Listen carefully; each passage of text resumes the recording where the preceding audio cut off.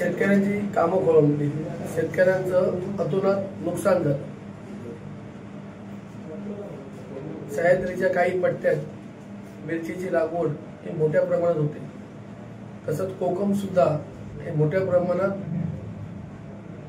होतं आणि इथे त्याची त्या पद्धतीत उलाढाल होते। पण आमचे जे तहसीलदार आहेत श्रीधर पाटील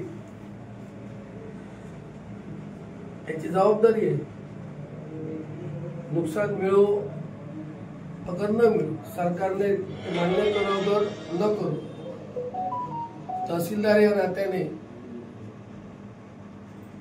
तसंच कृषी खात्याने, एकटे तहसीलदार आणि कृषी खात्याने पिकांचे पंचनामे करणे गरजेचे होते। पण तसं कृषी खात्याने आणि तहसीलदारांनी यांनी कोणतेही काम केलेलं नाही। फक्त चिरे, रेती, वाळू यांचे डंपर कसे अडवता येतील यासाठी यांचे सर्कल, स्वतः तहसीलदार गुंतलेले असतात। तेवढे त्याच्यात का गुंतलेले असतात हे जनतेने ओळख।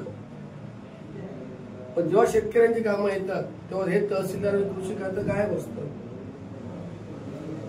या लोकांनी कृषी खात्याने, तहसीलदारांनी 8 दिवसात त्या गावातल्या तलाट्यांना जाऊन मिरचीचं म्हणा, कोकम म्हणा, शेंगदाणा म्हणा, जी पिकं या शेवटच्या 15 दिवसात मी शेतकऱ्यांना मिळणारी होती, आम्ही सरकारकडे, आमचे नेते सक्षम आहेत, आम्ही सरकारकडनं भांडून शेतकऱ्यांसाठी नुकसान भरपाई देऊ म्हणून हे लोकांनी करावं। नाहीतर तहसीलदार आणि कृषी खात्याच्या विरोधात आक्रोश मोर्चा जिल्हा प्रमुख म्हणून काढणार आहे। त्या संदर्भात सन्माननीय केसरकर साहेबांनी सुद्धा तहसीलदारांशी बोललेले आहे, एक मतदारसंघाचे आमदार म्हणून।